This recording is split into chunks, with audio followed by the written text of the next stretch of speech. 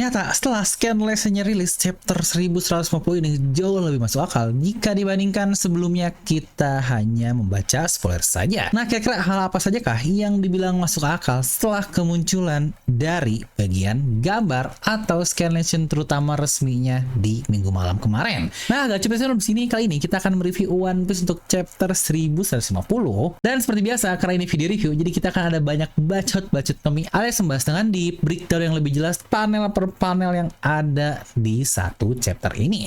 Makanya pastikan kalian tonton video sampai habis agar tidak ada informasi yang miss dan juga setengah-setengah. Karena masih masuk akal, tapi akal bisa masuk. Nah, mari tanpa basa-basi lagi, kita langsung saja. Wadaw!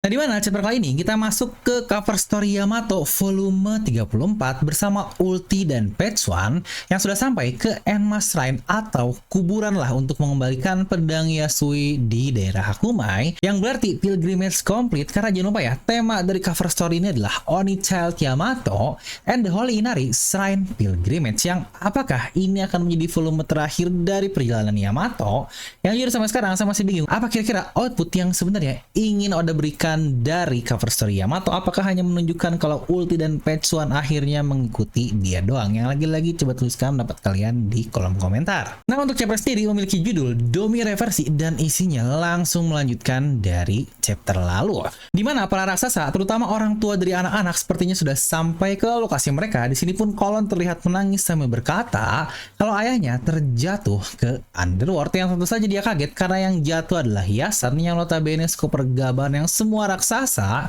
tahu seberapa kuat satu karakter ini. Dimana bocah pun berkata kalau wanita itulah yang melakukannya. Dimana tentu saja para Elbaf kaget karena melihat Gunko yang dalam keadaan melayang alias dia terbang. Yang namun tiba-tiba pada saat itu semua raksasa pun tiba-tiba pingsan, yang sudah jelas kalau pingsan karena apa? Iya benar, Hausoku no Haki. Dimana ternyata Hausoku no Haki dari Gunko atau mungkin Imo jangkauannya sangat-sangat luar biasa dan bahkan memingsankan sangat-sangat banyak sekali orang di area yang terbilang sangat-sangat luas sekali. Karena mereka lagi jelas lah di lokasi Imo atau Gunko ini sendiri yang terdekat hanyalah lokasi dari Dori dan Brogy, yang bahkan untuk Hausoku ini terlihat sampai ke desa barat tempat dari tetua Jarul, yang sebenarnya ini sangat-sangat wadaw sekali. Yang di sini pun terlihat kalau tetua Jarul masih santuy dan wajahnya terlihat sangat serius. Yang di sini pun sepertinya Elbaf yang tidak pingsan di lokasi Imo, dia langsung menggunakan trident untuk menciptakan magic circle dan mengeluarkan meriam yang boom dihajarlah para Elbaf tersebut yang tidak pingsan oleh Hausoku no Haki. Dimana di double page yang luar biasa ini kita bisa melihat wujud Gunko yang sudah berubah total. Dia memiliki sayap kelelawar, ekor panjang ala iblis yang mirip seperti ujung dari panah, dan juga trident atau mungkin trisula lah sebutannya yang sangat panjang yang bahkan melebihi ukuran dari Gunko ini. Di sini pun Gunko atau mungkin kita sekarang menyebutnya Imo aja ya, karena dia sudah dirasuki oleh sang iblisnya yaitu Imo. Dimana Imo berkata, aku tidak menerima pemberontakan. Apakah ini iblis-iblis yang hanya bisa kau lakukan, Killingham? Yang ternyata dia berkata kepada Killingham menggunakan telepatinya, dan Killingham pun panik sambil menjawab, tentu saja tidak tuanku, masih ada banyak lubang mimpi buruk yang aku ciptakan untuk monster-monster ini terlahir dari kegelapan yang ada di negeri ini. Dan mereka adalah monster tanpa sebuah konsep mati, jadi aku bisa membangkitkan mereka kapanpun aku mau. Aku hanya perlu memberikan satu sinyal saja. Yang bukankah ternyata kemampuan dari Killingham aja udah se-OP itu, yang lagi-lagi kita masih belum tahu apa batasan-batasan dari kemampuan para Gods Knight dan ultimate-nya yaitu Imo ini sendiri. Yang bahkan di sini pun Killingham bilang kalau monster-monsternya nggak bisa mati, yang bukankah ini menjadi sesuatu yang sangat-sangat gila lagi. Di sini pun Imo memanggil Somers yang sudah mulai kembali normal, tubuhnya mulai menyatu lagi. Di mana tim Nami, Jinbei masih terkurung ya, karena mereka lagi semuanya terkena kemampuan Gunko yang tidak bisa dilepas begitu saja. Jinbei berkata kalau wanita terbang itu yang kita lihat barusan kan, wujudnya pun sudah sangat-sangat berbeda. Di mana Robin pun bertanya kemana Luffy dan yang lainnya, dan ketika Nami akan menjelaskannya, Luffy, Zoro dan Sanji di situ pun Brook langsung memotongnya kalau mereka bersama dengan bajak laut Hajrudin pergi ke Underworld. Ini benar-benar timing yang buruk bagi mereka semua untuk pergi ke bawah sana. Yang ternyata Brook tahu tentang hal ini juga ya. Lagi-lagi ini Brook, apakah dia tahu semua hal atau dia tidak sengaja mendengar ketika Hajrudin ingin pergi ke Underworld sana. Di sini pun Robin mencoba melepas duri-duri dari Somers karena ya balik lagi, mana mungkin dia bisa diam begitu saja di saat perpustakaan yang berisi semua sejarah pun akan terbakar. Imo berkata lagi kalau penting bagi mereka membuat sosok penting yang mengatur negeri Elbaf ini, yang sebenarnya mungkin kalau kalian baca di versi Inggris atau bahkan versi Jepangnya, bahasa yang digunakan oleh Imo ini sangat-sangat aneh dan unik sekali yang mungkin akan cukup sulit untuk dimengerti oleh kata-kata biasa. Karena mungkin kalau kalian sadar ketika Imo pertama kali ngomong di referee, yaitu flashback Sabo dan juga Cobra, di situ pun bahasa yang Imo gunakan cukup unik yang ternyata memang cara ngomongnya seperti itu sampai sekarang juga mengeluarkan berbagai macam kata dan juga jurus. Nah di sini pun Somers menjawab seperti yang kau katakan, My Lord, apa yang akan kau lakukan ke sebuah negeri yang tidak memiliki raja? Ya jadi sepertinya itulah alasan mereka masih galau dan asal memutuskan Jarul sebagai rajanya, karena harusnya rajanya adalah Harald tetapi dia malah mati dan sekarang pemerintah dunia benar-benar kebingungan untuk mengganti sosok pemimpin dari Elbaf yang bisa dibilang sudah 14 tahun lamanya tidak ada pemimpin di Elbaf ini.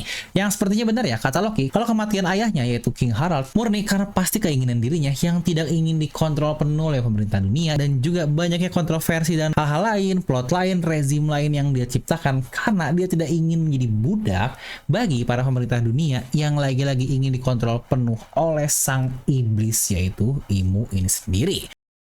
Di sini pun Somers bilang, sialan kau Gaban, itu sangat-sangat menyakitkan dan terlihat di sini pun potongan-potongan tubuh Somers sudah mulai kembali normal lagi dan mulai menyatu lagi walau cukup lambat untuk sebuah prosesnya.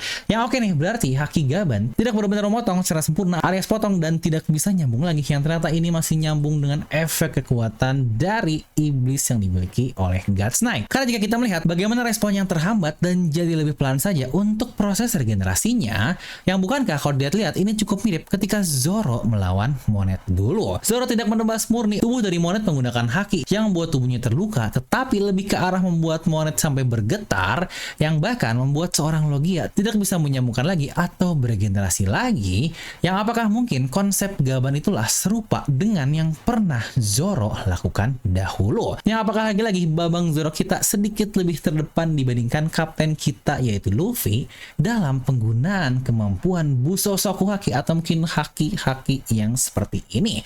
Karena apakah kalian sadar, Zoro memang selalu lebih dulu loh bisa, tetapi konteksnya di sini Zoro tidak selalu sadar lebih dulu dibandingkan kaptennya. Contoh dulu sebelum time skip, Zoro bisa memotong besi dari Dust Bones yang ternyata itulah sebuah konsep haki dan Zoro lah yang bisa menggunakannya lebih dulu lagi dibandingkan dengan Luffy. Lalu juga Advance House Konohaki, yang ini sebenarnya sengaja banget Oda membuatnya di satu chapter yang sama yang saya ingat banget di chapter 1010 dengan judul House Konohaki. Di situ Zoro menggunakan asuranya dan berhasil melukai Kaido, yang di situ pun Kaido berkata kalau Zoro bisa menggunakan House Konohaki, yang berarti pada saat itu Zoro mengadvancekan House Konohaki untuk dialirkan dalam sebuah serangannya yaitu Asura dan berhasil melukai Kaido. Tapi di situ Zoro tidak sadar dengan apa yang dimaksud oleh kata-kata Kaido, terutama House Konohaki yang dia alirkan. Yang bahkan di chapter yang sama pula, Luffy bisa menyerang Kaido dengan Advance House Konohaki yang efeknya tidak saling kena di antara haki-haki tersebut. Dan apakah sekarang haki regen ini juga Zoro bisa duluan, tetapi memang dia masih belum paham yang persis polanya seperti terjadi di masa pre-time skip. Yang sebenarnya bahasan lengkap terkait haki Gaban dan juga pola-pola semua hal ini sudah pernah kita bahas juga di satu video super lengkap tentang Gaban dan God's Knight yang bisa kalian tonton di video ini, karena itu bahasanya cukup mind-blowing dan cukup menarik juga kalau kalian penasaran.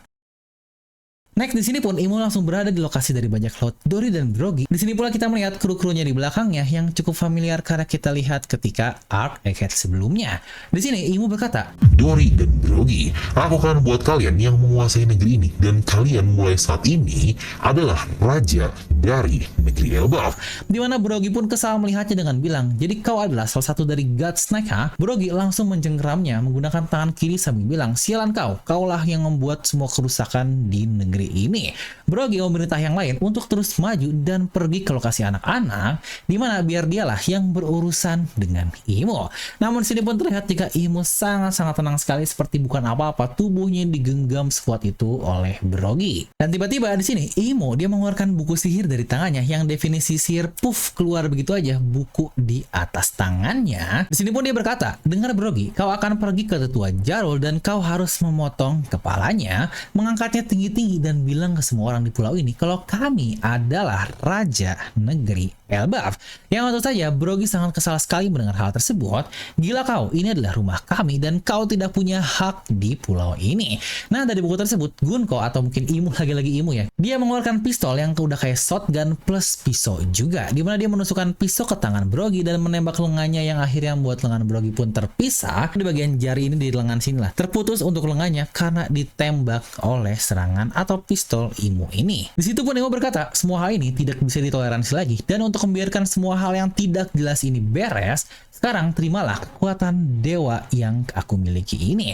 Tentu saja kru mereka sangat panik dong melihat kaptennya tangannya putus begitu saja. Dan di sini pun Imo melanjutkan sambil membuat magic circle yang lagi-lagi ini ibarat dia sedang mengcasting spell lah untuk sebuah serangan. Dan di sini pun lagi-lagi akhirnya kita melihat bagaimana Imo sedang men-spell atau menulis kata-kata yang ada dalam lingkaran sihir tersebut, yang bukan kayaknya juga sudah berkali-kali kita bahas di channel Levelomi kalau apa sih kata-kata yang ada di lingkaran sihir para iblis Gorosei, karena itu berbeda dengan huruf poneglyph yang mungkin juga berbeda dengan huruf-huruf lain yang sepertinya ini huruf iblis adalah huruf versi sendiri yang lagi-lagi sangat unik dan kita masih belum tahu apa-apa tentang hal itu. Ya, jangankan huruf-huruf iblis, bahkan huruf poneglyph aja kita masih tidak paham. Dimana yang gilanya kalau Imo dia bisa men-spell hal tersebut dengan sangat cepat dan sangat mudah sekali, dan dia pun berkata, Kalau kau akan mengenyampingkan umur hidupmu, tetapi kau akan mendapatkan tubuh yang tidak dapat mati. Di bawah aturanku, Mus Dominion, kau akan mendapatkan kekuatan yang tidak terbayangkan. Kau tidak lagi memiliki batasan atau bahkan hal-hal yang masuk akal. Menjadi iblis atau demon benar-benar puncak dari sebuah eksistensi. A coral demonic kontrak. iya benar, magic circle yang sebelum dia casting akhirnya tiba-tiba dilempar dan muncul di bawah kaki dari Brogy, dan dari situ Brogy pun terhisap ke tanah setengah badan, dimana Imo pun langsung membalikannya dengan nama Domi Reversi, yang dari situ pun tubuh Brogy terbalik dan setengah bagian bawahnya sudah berwarna hitam tiba-tiba keluar dan memunculkan wujud yang sangat-sangat berbeda. Ya benar, pada saat itu tubuh Brogy benar-benar jauh lebih besar dibandingkan raksasa biasa yang bahkan sebesar Oars. Dia pula benar-benar berubah menjadi iblis yang real, definisi iblis real ini gimana nyebutnya, pokoknya yang iblis banget lah bentukannya. Dia memiliki sayap kelelawar, tanduk hitam, gigi taring, yang bahkan untuk kapaknya sebelumnya kan hanya satu sisi doang, yang sekarang menjadi dua sisi yang wah ini keren banget, dan warnanya pun menjadi warna hitam. Ya apa mungkin ya efek aku tahu dari pedang-pedang ada hubungan dengan kemampuan iblis. Dan yang lebih gila lagi, tangan yang sebelumnya putus oleh Imo, tahu-tahu dia bisa menggunakan tangannya dan bahkan memegang kapaknya dengan tangan tersebut. Yang situ pun Brogy langsung menghajar krunya dengan kapaknya ini. Dia berkata, "Gabababa, aku merasa aku benar-benar bisa melakukan apapun, di mana ini adalah kekuatan yang sangat luar biasa." Yang tahu-tahu Dory pun sudah berubah lagi menjadi iblis, di mana pedangnya berubah menjadi trident, yang beberapa kru lain pun tiba-tiba berubah menjadi raksasa iblis yang sama. Mereka semua bingung kok orang-orang yang lain juga ikut berubah, tidak hanya kaptennya saja, dan mereka berasumsi kalau hal itu terjadi karena orang-orang itu berdiri di antara kedua bos mereka yang akhirnya ikut-ikutan berubah menjadi iblis. Dan chapter pun berakhir dengan double patch yang wah ini definisi double patch yang gila banget sih. Di sini pun Imo sambil berkata, Kalau ini adalah kekuatan sebenarnya dari negeri Elbaf, rasanya sayang negeri seperti ini jika harus disia-siakan. Jadi negeri seperti inilah seharusnya kau kuasai untuk kekuatannya. Mari kita tunjukkan bagaimana mereka akan melayani kita dan menjadi peran penting dalam perang. di mana raksasa yang lain pun berkata ke daerah Jarul kalau kau harus lari tetua Jarul. Kapten Dory dan Brogy mereka bertingkah sangat aneh. Di sini pun Jarul dengan santuy sambil berkata, "Seorang pejuang tidak mengerti apa itu arti kata kabur." Anjay, ini keren banget dari tetua kita. Yang aduh ini masih bingung banget untuk buff bakal dibawa kemana, karena ternyata wah ini efeknya sangat luar biasa. Yang bahkan panel akhirnya pun benar-benar mirip banget dibuat ketika waktu Killingham mengeluarkan monster-monster mimpi buruknya, dan ini monster Killingham pun ada di belakangnya yang dengan ukuran jauh lebih besar dan terlihat matanya pun berbeda. Sepertinya ada efek upgrade kekuatan dari monster-monster Killingham dan juga iblis demon dari Elbaf yang di-upgrade oleh kemampuan iblis dari Imo. Yang wah ini penutup chapter yang sangat gila sekali. Nah gimana guys, kalian setelah membaca chapter 1150, apakah kalian masih membaca satu anime yang sama alias One Piece? Atau sudah mulai merasa kalau apakah ini akan menjadi momen-momen sangat aneh atau mungkin game changer untuk One Piece yang terlalu game changer? Atau mungkin bisa dibilang apakah ini akan menjadi ke arah lebih cringe yang lagi-lagi? Coba tuliskan pendapat kalian di kolom komentar. Yang sebenarnya bukankah kebingungan awal kita ketika arc Elbaf mulai adalah kita masih belum diperlihatkan siapa sosok yang bagus untuk menjadi villain utama dari arc Elbaf, karena sepertinya Elbaf ini kekurangan villain yang cukup oke jika dibandingkan dengan arc atau saga-saga sebelumnya, dimana ada Loki yang walau cukup OP tetapi tidak mencerminkan pattern dari seorang villain, mana dia di borgol yang itu pun sangat aneh banget. Lalu juga ada Godsnack nih dengan Samrock yang lumayan oke lah, ternyata dia harus ditarik mundur dan tersisa 3 Godsnack doang yang menurut saya sendiri pun masih cukup kurang untuk menghadapi semua orang luar biasa di Elbaf seperti Dori Brogy dan bahkan juga bajak laut Yonkou dari topi jerami, yang bahkan ada Yasa atau Skopper Gaban yang rasanya 3 Godsnack ini terlalu mudah untuk dikalahkan oleh orang-orang ini. Ternyata yang dimunculkan langsung Imu ini sendiri yang wadidaw wadicrot ini sangat mantap sekali jadi villain di arc Elbaf. Tapi oke lah, mari kita mulai membahas untuk bagian analisis yang kira-kira bagian apa dulu yang perlu kita bahas, karena bukankah banyak yang aneh-aneh yang muncul di satu hal ini. Tapi oke lah, kita akan coba mulai dulu dari bahas antara Dori dan Brogy terkait kekuatan yang diberikan oleh Imu. Dimana momen Dori dan Brogy yang tiba-tiba menjadi musuh ini sebenarnya cukup menarik sekali, yang kalau kalian sadar pasca beres dari arc Egghead sendiri, Luffy sendirilah yang berkata, aku tidak peduli kalian menjadi musuh atau teman, tetapi mereka tetap lanjut berpesta. Yang benar aja di sini Dori dan Brogy sebelumnya menjadi teman dan sekarang langsung menjadi musuh, yang bahkan musuhnya pun sepertinya ini sudah sangat OP sekali. Terkait kekuatan Imu sendiri gimana ya, kita mau bahas deep tapi masih banyak banget misteri tentangnya, jadi takut sangat-sangat mengawang terlalu jauh. Jadi akan coba kita bahas di bagian terutama untuk cara ngalahin Dori dan Brogy, yang sejujurnya ini gila banget sih. Dori dan Brogy tanpa kemampuan ini saja sudah berkali-kali kita bahas di video review Nomi. Mereka ini bukanlah karakter kaleng-kaleng yang sangat bisa kita lemahkan, karena jangan lupa di arc Egghead saja mereka sudah berhadapan langsung dengan Gorosei yang notabene top tier dari seorang pasukan musuh, tetapi masih bisa dibilang kalau mereka bisa mengimbangi kekuatan dari para Gorosei ini. Yang wajar juga kan nantinya bounty mereka masing-masingnya sangat besar juga, yang bahkan House Konohaki kuat juga mereka mah santuy-santuy aja tidak terefek sama sekali, yang lagi-lagi terbukti kalau Dori dan Brogy memang sekuat itu. Sekarang setelah di-upgrade menjadi OARS dengan kemampuan tambahan dan bahkan senjata yang jauh lebih OP lagi, kemampuannya pasti meningkat bisa berkali-kali lipat dibandingkan kemampuan sebelumnya. Yang nggak kebayang sih, Hakoku Sovereignty yang sebelumnya aja udah OP banget, sekarang akan menjadi segila apa. Skalanya mungkin sudah bisa meratakan banyak daerah Elbaf dengan kemampuan itu. Tetapi dari momen perubahan yang Imu lakukan, di mana raksasa berubah menjadi besar dan wujudnya benar-benar iblis banget atau demon banget, ada satu momen yang kepikiran, yaitu apakah ras penarik benua dari OARS yang sebelumnya kita ketahui mereka adalah monster-monster yang diciptakan oleh kemampuan iblis yang dibuat oleh Imu ini. Karena jangan lupa ya, ras iblis demon penarik benua tersebut aja udah seakan-akan memiliki kemampuan iblis, dan wujud mereka pun bukankah sangat-sangat mirip sekali dengan wujud perubahan dari Dori dan Brogy, dari ukuran tubuh, gigi taring, tanduk juga. Apakah mereka adalah ras yang diciptakan oleh lagi-lagi sang dewa kita, yaitu Imu? Dan untuk Imu ini gila banget sih, dia secepat itulah untuk kekuatan-kekuatannya. Dia bisa ngeluarin meriam dari 3D-nya dengan sangat mudah, ngeluarin buku untuk casting spellnya juga sangat cepat, bahkan Domi reversi yang terbilang easy banget itu pun cepat banget bisa mengubah orang sekaliber Brogy dan juga Dori. Yang lagi-lagi apakah nggak bisa di cancel untuk kemampuan se-OP ini? Apakah itu permanen? Jika permanen, yang berarti Dori dan Brogy bukankah bisa kita bilang kalau mereka ini dead alias sudah mati? Yang ini rasanya sayang banget kalau mereka mati sebegitu mudahnya. Karena nggak mungkin kan untuk tim protagonis kita bakal kalah mengalahkan pihak musuh, apalagi Dori dan Brogy yang hanya menjadi pion dari Imu ini. Nah mungkin buat yang merasa apakah ini Imu murni kemampuan baru yang kita tidak pernah tahu sebelumnya, yang lagi-lagi jujur menurut saya itulah salah satu alasan kenapa Oda ini pintar, dan juga salah satunya adalah yang bangsul juga karena ini Oda lagi-lagi selalu menggunakan plot dan foreshadow yang seperti ini.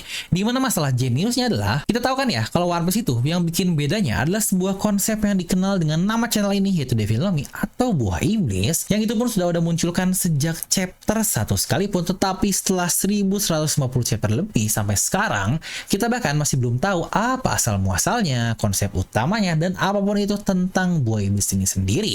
Vegapunk hanya menjelaskan singkat kalau itu adalah hasil karya mimpi di masa lalu. Makanya kekuatan-kekuatan super ini ibarat imajinasi dari gimana ya, kalau gue bisa melakukan A, kalau gue bisa melakukan B, yang akhirnya dari beberapa pemikiran tersebut terekstraksilah hasil mimpi tersebut yang akhirnya berubah menjadi sebuah buah iblis yang bentukannya ini juga Gomu Gomu no Mi. Yang bukan kayak itu aja, udah menjadi satu hal yang sangat unik dan masih misteri setelah 1150 chapter, yang bisa dibilang berarti sudah mau masuk 2025, yaitu hampir 18 tahun. Yang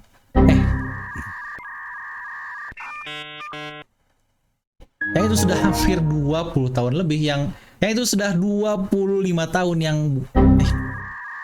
itu sudah 28 tahun yang wah ini gila banget. Untuk One Piece dari awal sampai 28 tahun ke depan masih belum dimunculkan apa yang dimaksud dari buah iblis ini sendiri. Nah tapi dengan Imo yang menyebutnya sebagai demon atau mungkin devil yang juga sama-sama berarti iblis, yang bukankah kalau dari konsepnya dia ini lebih pure atau lebih murni? Karena jangan lupa ya, buah iblis adalah buahnya iblis dan iblisnya adalah konsep utamanya di balik sang buahnya ini sendiri, dan kemungkinan itulah yang menjadi sumber dasar kemampuan yang dimiliki oleh Imo. Nah, di mana kata-kata kenapa saya bilang Oda jenius adalah karena kita sampai sekarang masih belum tahu nih konsep iblis ini sendiri, yang pastinya akan berhubungan dengan kemampuan iblis yang Imo lakukan. Jadi kita tinggal nunggu aja kapan Oda akan mengconnecting the dots di antara buah iblis, Imo, dan kemampuan lainnya.